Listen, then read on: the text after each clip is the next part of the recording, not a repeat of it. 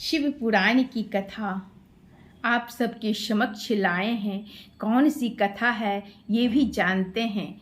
जी हाँ, शिव पुराण की कथा अगर आपने 10 मिनट भी, सच कहती हूँ भूल से भी सुन लिया तो इसका पुण्य अमर हो जाता है।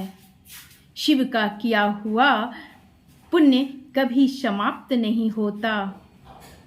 तो कौन सी कथा है, आइए प्रेम से बोलिए हर हर महादेव। श्रावण का महीना है, शिव पुराण कथा सुन रहे हैं। इससे अद्भुत क्या बात हो सकती है। घुष्मा की शिव भक्ति से उसके मरे हुए पुत्र का जीवित होना, घुष्मेश्वर शिव का प्रादुर्भाव तथा उनकी महिमा का वर्णन करने जा रही हूँ। ध्यान से सुने। वैसे भी कथा अधूरी छोड़ के ना जाइए। मैं हर एक वीडियो में कहती हूँ कि कथा अधूरी छोड़कर ना जाए, पूजा अधूरी छोड़ के ना उठे कभी भूल से भी।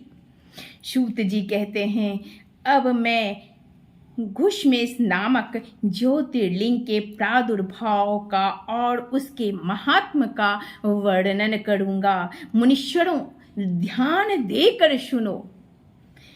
दक्षिण दिशा में एक श्रेष्ठ पर्वत है जिसका नाम देवगिरी है। वह देखने में अद्भुत तथा नित्य परम शोभा से संपन्न है।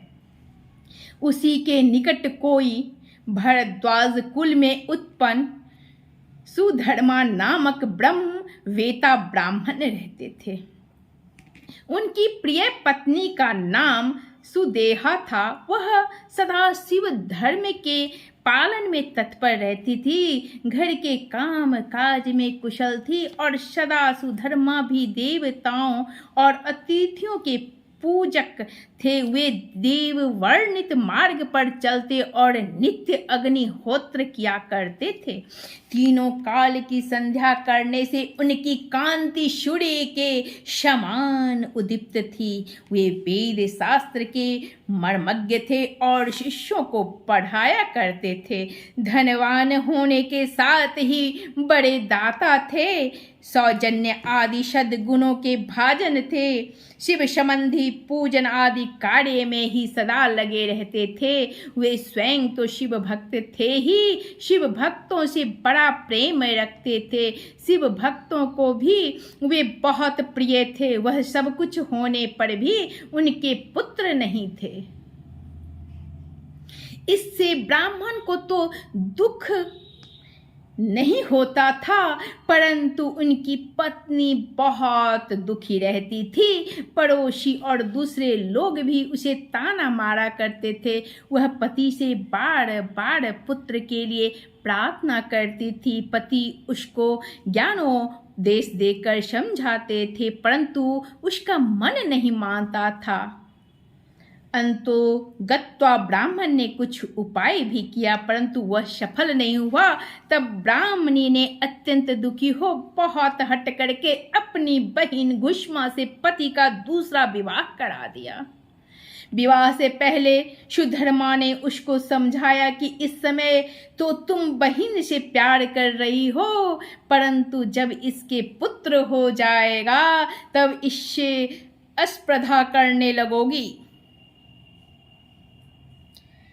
उसने वचन दिया कि मैं बहन से कभी डाह नहीं करूंगी। विवाह हो जाने पर घुष्मा दासी की भांति बड़ी बहन की सेवा करने लगी। सुदेहा भी उसे बहुत प्यार करती रही। घुष्मा अपनी शिव भक्ता बहन की आज्ञा से नित्य 101 पार्थिव शिवलिंग बनाकर विधि पूर्वक पूजा करने लगी। 101 पार्थिव शिवलिंग बनाकर विधि पूर्वक पूजा करने लगी। पूजा करके वह निकटवर्ती तालाब में उनका विसर्जन कर देती थी। शंकर जी की कृपा से उसके एक सुंदर सौभाग्यवान और सद्गुण संपन्न पुत्र हुआ। घुष्मा का कुछ मान बढ़ा। इससे सुदेहा के मन में डाह पैदा हो गई। समय पर उस पुत्र का विवाह हुआ। पुत्र वधू घर में आ गई। अब तो वह और भी जलने लगी, उसकी बुद्धि भ्रष्ट हो गई और एक दिन उसने रात में सोते हुए पुत्र को छुरे से उसके शरीर के टुकड़े टुकड़े करके मार डाला और काटे हुए अंगों को उसी तालाब में ले जाकर डाल दिया जहां घुष्मा प्रतिदिन पार्थिव लिंग का विसर्जन करती थी।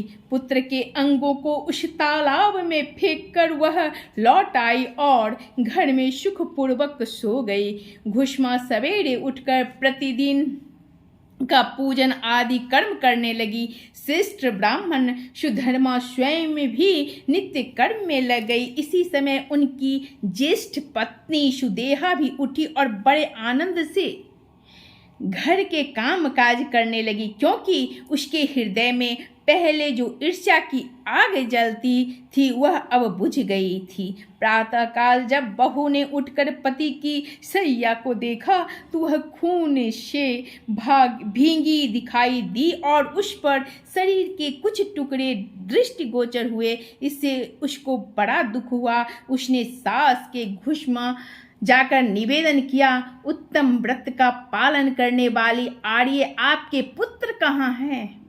उनकी सैया रक्त से भींगी हुई है और उस पर शरीर के कुछ टुकड़े दिखाई देते हैं।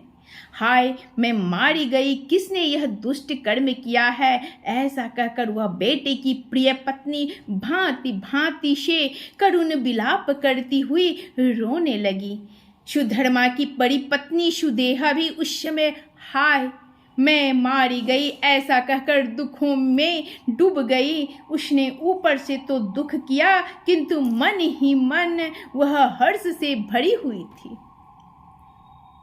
घुष्मा भी उस समय उस वधू के दुख को सुनकर अपने नित्य पार्थिव पूजन के व्रत से विचलित नहीं हुई।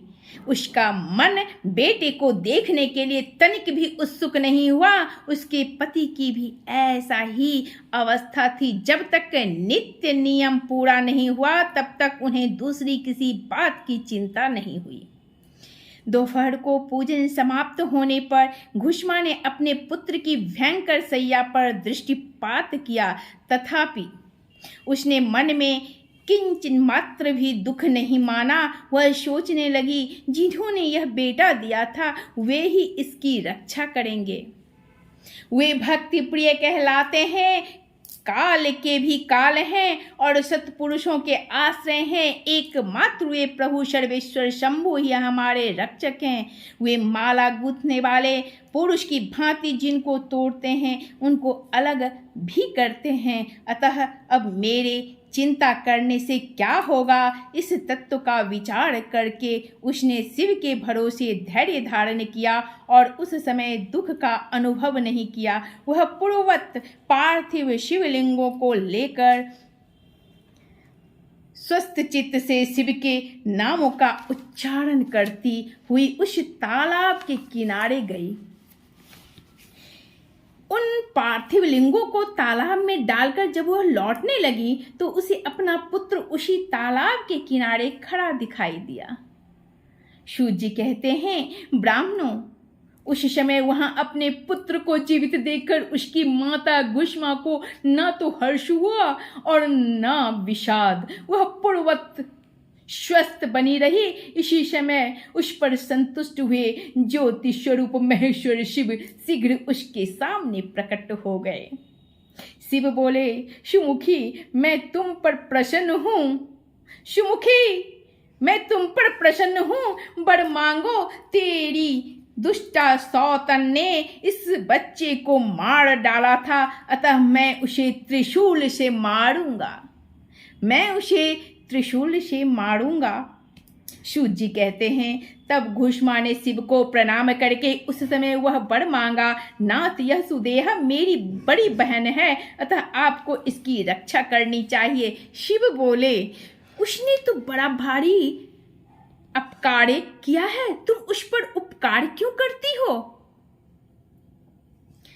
दुष्ट कर्म करने वाली सुदेहा तो मार डालने के ही योग्य है। घुष्मा ने कहा, देव, आपके दर्शन मात्र से पातक नहीं ठहरता, इस समय आपका दर्शन करके उसका पाप भस्म हो जाए जो अपकार करने वालों पर भी उपकार करता है, उसके दर्शन मात्र से पाप बहुत दूर भाग जाता है। प्रभो, यह अद्भुत भगवत वाक्य मैंने सुन रखा है, इसलिए सदाशिव जिसने ऐसा कुकर्म किया है वही करे, मैं ऐसा क्यों करूं?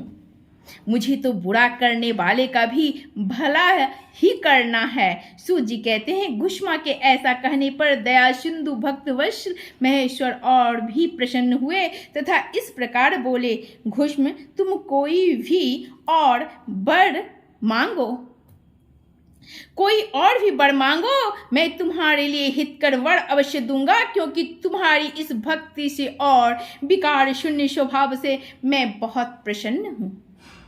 भगवान शिव की बात सुनकर घुष्मा बोली, प्रभु, यदि आप वर देना चाहते हैं तो लोगों की रक्षा के लिए सदा यहाँ निवास कीजिए, लोगों की रक्षा के लिए सदा यहाँ निवास कीजिए और मेरे नाम से ही आपकी ख्याति हो। तब महेश्वर शिव ने अत्यंत प्रसन्न होकर कहा, मैं तुम्हारे ही नाम से घुष्मेश्वर कहलाता हुआ सदा यहाँ निवास करूंगा और सबके लिए सुखदायक होऊंगा। मेरा शुभ ज्योतिर्लिंग घुष्मेश नाम से प्रसिद्ध हो गया, यह सरोवर ज्योतिर्लिंगों का आलय हो जाए और इसलिए इसकी तीनों लोकों में शिवालय नाम से प्रसिद्ध हो। यह सरोवर सदा दर्शन मात्र से संपूर्ण अभिष्टों का देने वाला है, सिर्फ दर्शन मात्र से संपूर्ण अभिष्टों का देने वाला हो। सुब्रत, तुम्हारे वंश में होने वाली 101 पीढ़ियों तक ऐसे ही श्रेष्ठ पुत्र उत्पन्न होंगे,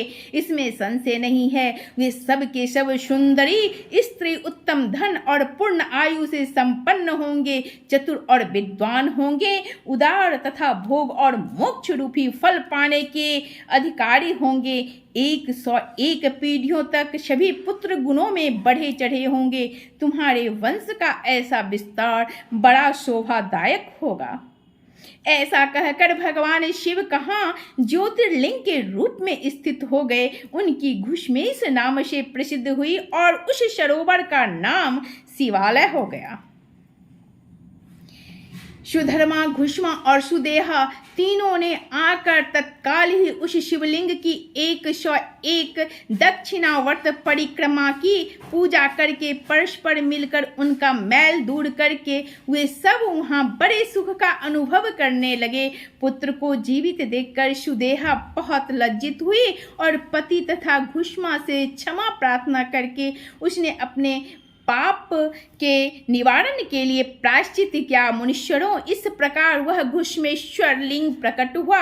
उसका दर्शन और पूजन करने से सदा सुख की वृद्धि होती है। ब्राह्मणों, इस तरह मैंने तुमसे 12 ज्योतिर्लिंगों की महिमा बताई। ये सभी लिंग संपूर्ण कामनाओं के पूरक तथा भोग और मोक्ष देने वाले हैं। जो इन ज्योतिर्लिंगों की कथा को पढ़ता है और सुनता है वह सब पापों से मुक्त हो जाता है तथा भोग और मोक्ष पाता है।